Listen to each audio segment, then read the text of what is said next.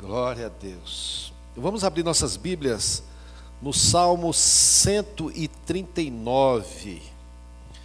Nós vamos fazer uma pequena leitura nesse salmo, mas também nós vamos abordar algumas outras passagens, tá certo? Uau! Às vezes a gente pensa assim, né? Fizemos nada. Nós não precisamos fazer nada não, tudo é pela graça, né? Tudo é pela graça do Senhor, é a graça dele que faz isso, nós não temos mérito nenhum nisso. Estou abrindo aqui agora, foi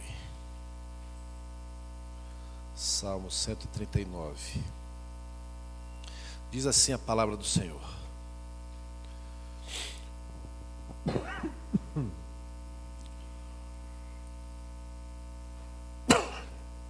Senhor, tu me sondas e me conheces, sabes quando me assento e quando me levanto. De longe penetras os meus pensamentos, esquadrinhas o meu andar e o meu deitar, e conhece todos os meus caminhos. Ainda a palavra me não chegou à língua, e tu, Senhor, já a conheces toda. Tu me cercas por trás e por diante, e sobre mim pões a mão. Tal conhecimento é maravilhoso demais para mim, e sobremodo elevado não posso atingir. Para onde me ausentarei do teu espírito? Para onde fugirei da tua face? Se subo aos céus, lá está. Se faço minha cama no mais profundo abismo, lá estás também. Se tomo as asas da alvorada e me detenho nos confins dos mares, ainda lá me haverá de guiar a tua mão, e a tua mão direita me susterá. Se eu digo, as trevas com efeito me encobrirão, e a luz ao redor de mim se fará noite, até as próprias trevas não te serão escuras. As trevas e a luz são a mesma coisa para ti. Pois tu formaste o meu interior, tu me teceste no seio de minha mãe. Graças te dou, visto que por modo assombrosamente maravilhoso me formaste. As tuas obras são admiráveis, e a minha alma o sabe muito bem. Os meus ossos não te foram encobertos, quando no oculto fui formado e entretecido como nas profundezas da terra. Os teus olhos me viram a substância ainda informe, e no teu livro foram escritos todos os meus dias, cada um deles escrito e determinado, quando nenhum desses meus dias ainda existia. Quão preciosos para mim, ó Deus, são os teus pensamentos, e como é grande a soma deles.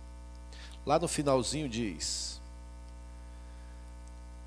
23, sonda-me, ó Deus, e conhece o meu coração, prova-me e conhece os meus pensamentos, vê se há em mim algum caminho mau, e guia-me pelo caminho eterno. Amém? Pai, com as nossas frontes curvadas, em reverência à tua santa presença, nós pedimos ao Espírito Santo que assuma agora o controle dessa ministração, pois foi o Espírito Santo que revelou, Pai, o que deveria ser lido e ministrado nessa noite. E nós pedimos agora que o Senhor libere no coração de cada irmão o código da eternidade, o temor e o tremor, para que nesse dia de Shabat possamos ser mergulhados nessas verdades e possamos ser curados, libertos, restaurados, e o milagre aconteça em nossas vidas nessa noite, em nome de Jesus. Amém. Amém, amados? Esse salmo tem uma riqueza de detalhes.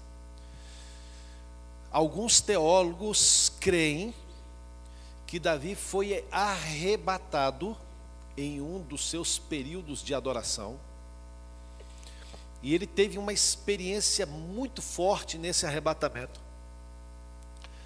Inclusive, esta canção,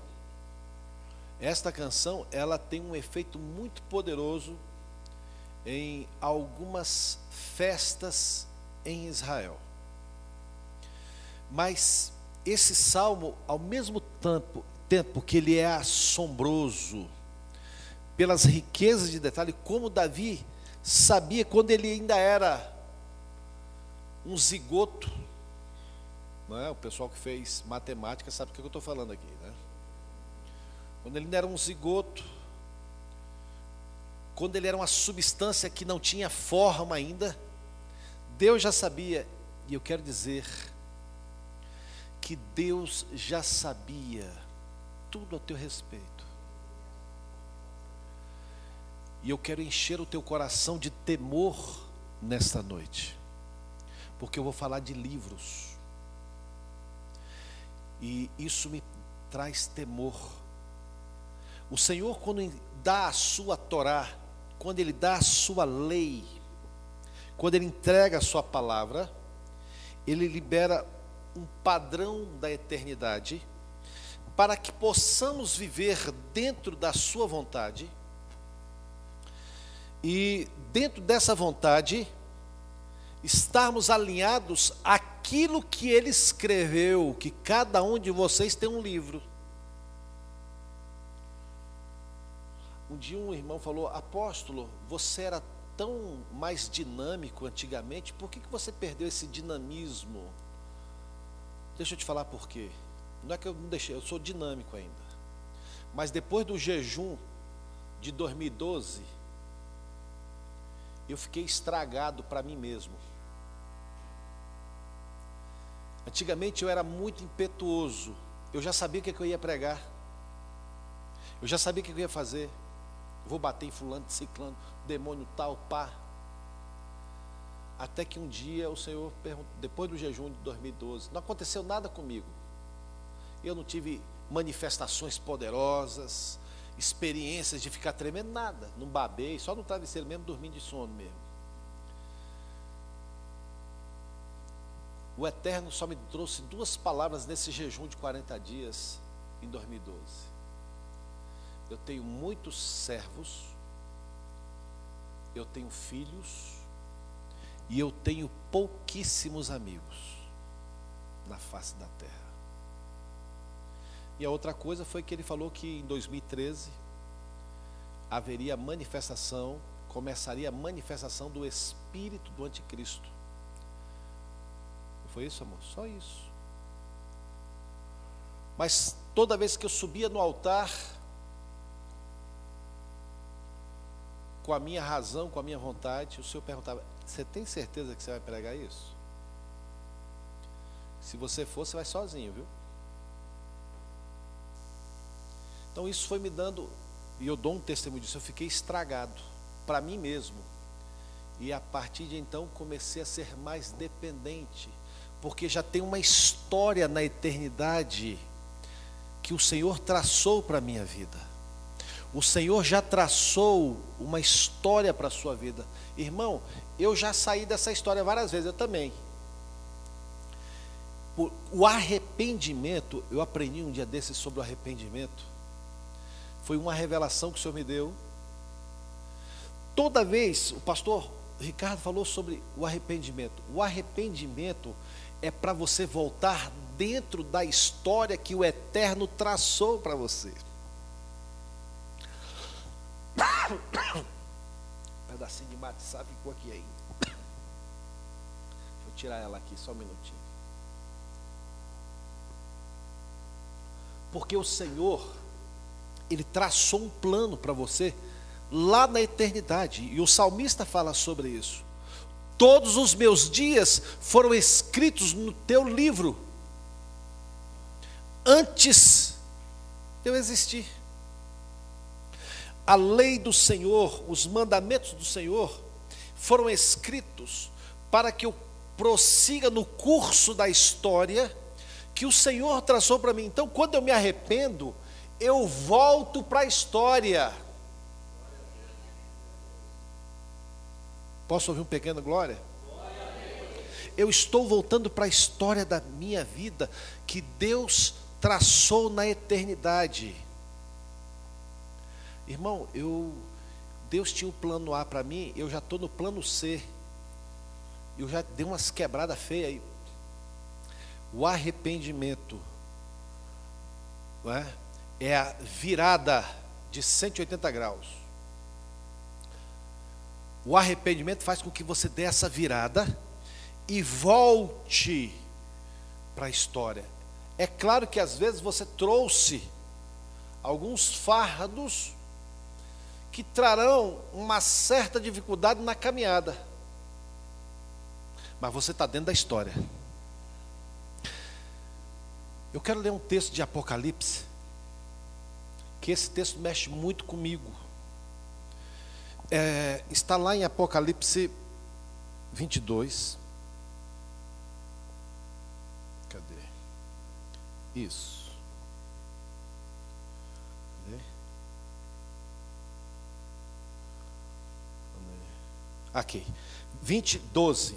Apocalipse 20, verso 12. Vi também os mortos, os grandes e os pequenos, postos em pé diante do trono. Então se abriram os livros. Ainda outro livro, o livro da vida, foi aberto. E os mortos foram julgados segundo as suas obras, conforme o que se achava escrito nos livros. Quando o salmista diz: todos os teus dias foram escritos no teu livro, todos os meus dias foram escritos no teu livro, mas a tua história está sendo escrita num outro livro. Quando você sai do projeto, é escrito nesses livros. Um dia, os discípulos, esses 70 que o pastor Ricardo falou, Jesus mandou eles de 2 em 2 anunciar que Jesus estava vindo passar na cidade. E eles chegavam nas casas, expulsavam demônio, curavam enfermo. E eles chegaram com tanta alegria: Jesus, o senhor não está entendendo o que é que aconteceu. Não deu para a gente passar no zap para o senhor, porque não tinha internet no lugar lá. Mas eu queria dizer para o senhor, quando a gente chegava, Jesus, a gente falava no teu nome, os demônios já caíam no chão, já saíam, as pessoas eram curadas. E eles estavam muito felizes. Jesus, ei, pss, pss, pss. Essa não deve ser a vossa alegria.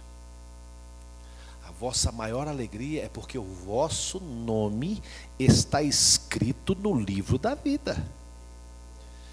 Ah, irmãos, eu descobri de quem é o livro. Olha o que diz em Apocalipse. Esse livro tem dono. Cadê? Aqui. Apocalipse 13, verso 8. E adorá-lo-ão todos os que habitam sobre a terra, aqueles cujos nomes não foram escritos no livro da vida do Cordeiro, que foi morto desde a fundação do mundo. Esse é o pessoal que vai adorar a besta, o anticristo e o falso profeta. Esses são os adoradores do falso profeta, onde os nomes deles não estão escritos no livro da vida do Cordeiro. As pessoas gostam muito da imagem do leão. Eu gosto da imagem do leão, mas, meu irmão, o livro da vida é do Cordeiro, a ira é do Cordeiro, tá? Só deixar registrado. Quem manda na bagaça é o Cordeiro. Quem vai julgar é o Cordeiro. Quando ele se assentar no trono branco, fugirão os céus e a terra. Todos os seres fugirão diante da face do Cordeiro. Ninguém ainda viu Jesus como ele é. Nem os anjos viram como Jesus se portará no dia do julgamento. Às vezes as pessoas não têm dimensão de quem é Jesus. Não tem ideia. Davi, o adorador. Por que eu estou falando de adoração? Para ter revelação. Hoje me mandaram, eu joguei fora a imagem, não quis ficar no meu celular. Mas me mostraram vários, quem viu isso? Vários despachos, um bode morto, milhares de garrafas de bebidas, outro bode morto, milhares de garrafas de bebidas. Eu não digo milhares não, centenas, deve ter ficado milhares depois, né? Vários animais mortos em uma disposição. Agora, lembra que o Conselho Apostólico falou, que eu passei para os irmãos, que a guerra é com as águas? Todos os animais foram sacrificados dentro de pequenas piscinas quadradas. O Conselho já tinha liberado para nós que esse ano seria liberado hordas e hordas de demônios. Nós vamos ungir daqui a pouco novamente vocês, que amanhã já começa a bagada. Hoje já começa, né? Já começa. Eu recomendo os meus amados irmãos a vigiarem com a televisão. Não deixe um samba enredo tocar dentro da sua casa. Ô irmão, o senhor é tão radical. É porque você nunca viu os demônios que eu já vi. Entendeu? Talvez você nunca tenha visto. Ontem eu estava contando para um pastor, uma casa onde as panelas, às 8 horas da noite, flutuavam dentro de casa. As panelas andavam sozinhas à noite. Dando esse testemunho de uma casa que estava visitada por esses espíritos. Às vezes as pessoas não acreditam, acham que nós somos radicais. Não, que a gente leva a sério esse negócio. Tem gente que brinca com demônio, igual brinca com pitbull, né? Até cachorrinho pequeno morde, né? Imagine um grandão. Então tem gente que gosta de brincar com isso. Uma hora fica preso. Agora, por que eu estou falando isso? Porque o inferno veio com uma adoração para trazer a revelação de Satanás para a terra. Agora, vocês estão sendo convocados para uma adoração, para ter uma revelação do Cordeiro. A revelação que vai trazer a manifestação, uma adoração que vai trazer a revelação do Cordeiro. Enquanto o mundo está se identificando com o inferno, inclusive, a partir de hoje, os centros já estão fechados. Por que estão fechados? Porque não baixa nada lá, irmão. Está tudo na rua já dançando com o pessoal. Quem foi do lado de lá sabe. Não baixa mais nada. Agora, nós precisamos trazer uma adoração, encher o nosso lar de uma adoração. Quando esses 70 ouviram lá em João, capítulo 6, você vai ver que o único versículo da Bíblia que é 6,66 é no Evangelho de João, é o 666. Depois que Jesus disse isso, no versículo 66 do capítulo 6, muitos deixaram de seguir a Jesus, porque não tiveram a revelação, levaram ao pé da letra e vazaram. Jesus trouxe uma revelação que ele era o Cordeiro e que eles deveriam comer. Mas como é que nós vamos comer a carne? Ei, você não entendeu? Jesus os elevou à categoria de sacerdotes. Só o sacerdote, o sumo sacerdote, poderia comer a melhor parte do cordeiro. Jesus os elevou ao nível sacerdotal. Vocês podem comer da minha carne, porque só sacerdote come da minha carne. Comam da minha carne e beber do meu sangue. Isso aqui que eu vou te dizer é muito forte. O sangue serve para aplacar a ira de Deus. Quando você bebe o sangue dele, a ira de Deus é aplacada dentro de você. Tem coisas que foram distorcidas na sua vida.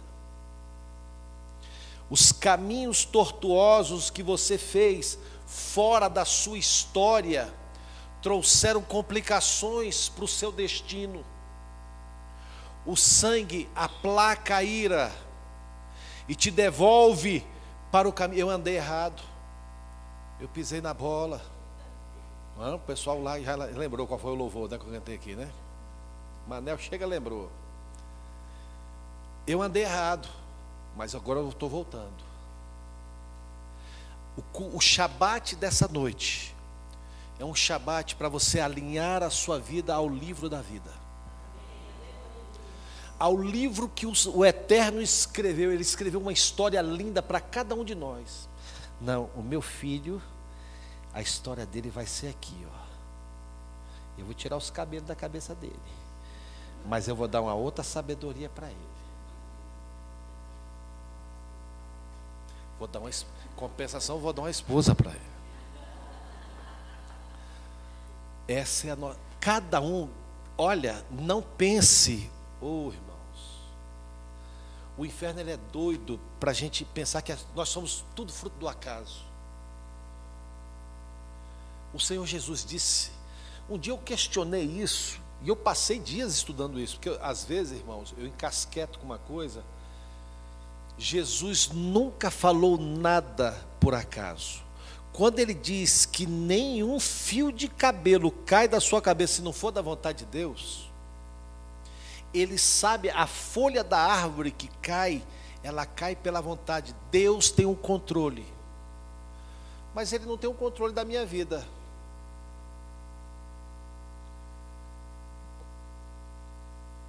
Ele escreveu uma história para você, e você tem que decidir se vai querer andar na história que Deus estabeleceu na eternidade para a sua vida, porque tem consequências. A história que ele escreveu para mim, ela me conduz para o livro da vida, onde o meu nome está escrito lá. Porque aqueles que não foram achados no livro da vida, rapidamente vão adorar a besta. Parece que o Ronaldo que botou esses dias, tem o 333, tem gente que está meio besta, né? Mas depois fica besta inteiro. Não é verdade? Veja, irmãos, eu estou querendo levar os irmãos para um outro nível, porque tem coisas que o Eterno revelou. Às vezes as pessoas me perguntam, apóstolo, eu posso isso? Eu espero um pouco, eu oro, porque eu não quero ser mais precipitado e ter que estar voltando. Estão entendendo isso? E eu estava estudando sobre isso e vi que já tem um pastor que prega sobre isso. E sabe como é que é o nome disso? Maturidade espiritual.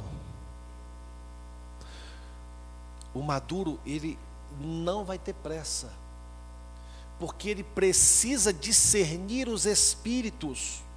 Lá em 1 João capítulo 4 diz: e o Espírito Santo manda eu provar os espíritos, inclusive o Espírito Santo. O Espírito Santo não vai ter pressa. Ontem ligou um apóstolo, um filho meu. Ele, o que eu faço, meu pai? E esse sonho assim? Eu falei, calma, querido, calma. Não, não é assim não. Você vai chamar sua esposa, você tem filho, você tem filha, você vai orar junto. Você não pode decidir uma coisa assim só por causa de um sonho. Você tem que mastigar isso. Não tenha pressa. Peça revelações. Uma vez uma pessoa quis que eu e a Lúcia tomássemos uma decisão pelo sonho do filho dele. Mas Deus já vinha falando conosco com outras coisas. Amém, o menino sonhou, está tudo certo. Mas nós precisamos ter cautela, porque você pode estar saindo do destino. Paulo queria ir para a Ásia. O Espírito Santo o impediu. Ele continuou, porque para apóstolo é muito difícil. Foi. A Bíblia diz que o Espírito de Cristo não permitiu que ele fosse. E ele continuou indo. Até que Deus deu um sonho para ele. 3 sinais. Amadureça aquilo que você está recebendo, anote, escreva.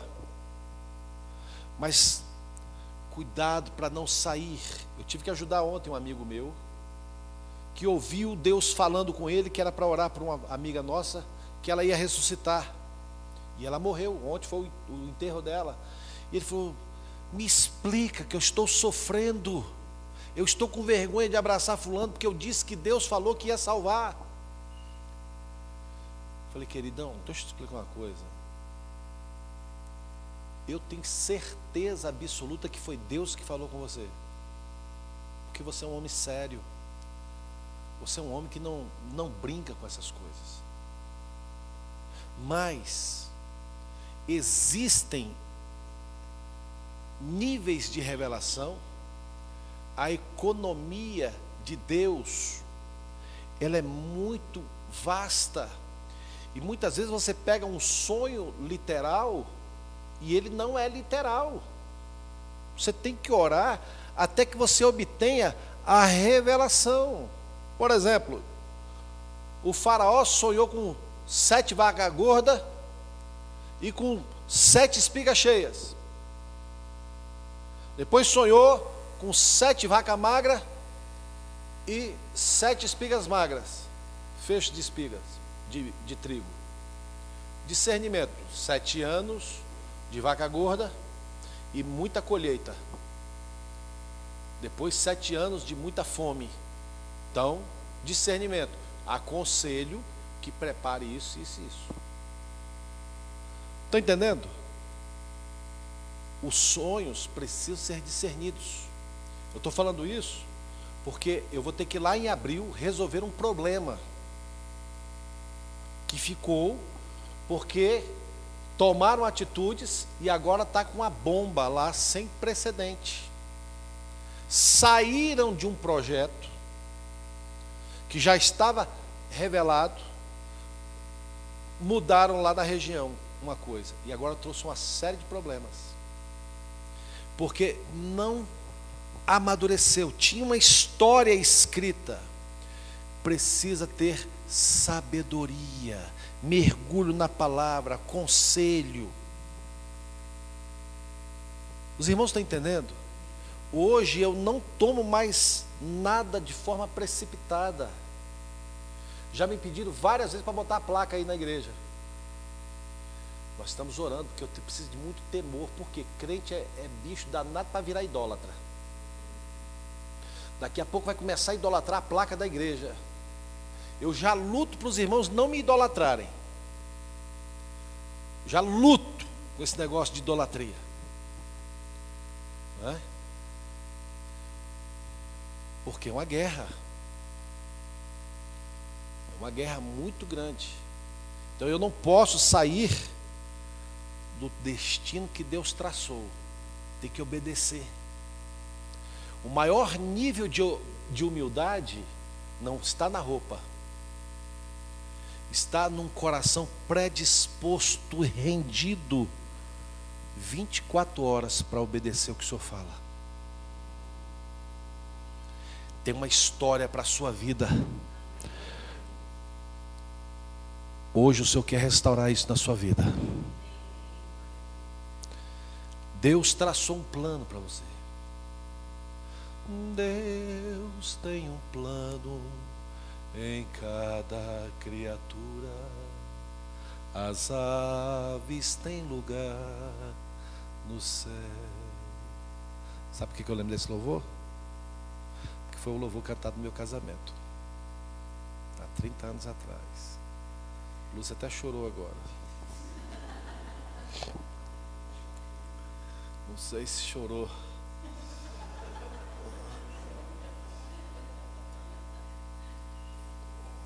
Mas eu sei que ela foi instrumento de Deus para cuidar de mim. Amém? Eu poderia falar mais alguns minutos sobre o livro da vida. Mas todos os dias que você estiver adorando o Senhor, não se preocupe se está faltando comida na panela, não tem dinheiro para isso, não tem dinheiro para aquilo.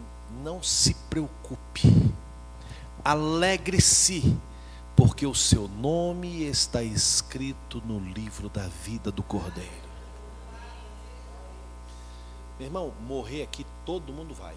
Só se Jesus voltar rápido. Se ele não voltar, volta. Eu estava falando para o meu amigo, falei para Jonathan, não adianta, hoje eu estou enterrando um, daqui um dia estou me enterrando. É rápido, esse negócio é rápido. Eu brincava com essa moça que faleceu, eu e Jô brincávamos. Ela, as irmãs dela contando a história que minha mãe, que era professora, os anjinhos de Jesus, não sabia ler. Eu nem lembrava desse negócio. Os que não sabiam ler faziam parte da classe dos anjos de Jesus. Aí eles se vestiam, aí declamavam, mamãe. Eu fui chorando no hospital, né? De tanto que elas tinham uma gratidão pela gente, pela mamãe, como ela falou. E elas todas firmes no Senhor, as irmãs todas. Nós brincávamos juntos. Não era um tempo muito bom, mas já foi. Passa rápido. Nós precisamos continuar firmes naquilo que o Senhor traçou para as nossas vidas. Se você andou errado, arrependa-se, volte, porque tem uma história. Senhor, revela a minha história. Senhor, comece a mostrar aquilo que o Senhor escreveu para a minha vida. Sonda-me. É o último texto, o último versículo. Sonda-me, ó Deus, e vê se tem um caminho mau, para que eu volte para o caminho que o Senhor traçou para mim. Essa é a definição do texto final. Sonda-me, para que eu volte para o caminho. Se tem caminho mau no meu coração, revela, porque eu quero abandoná-los. Essa é uma palhinha da ministração que vai ter amanhã. Amém?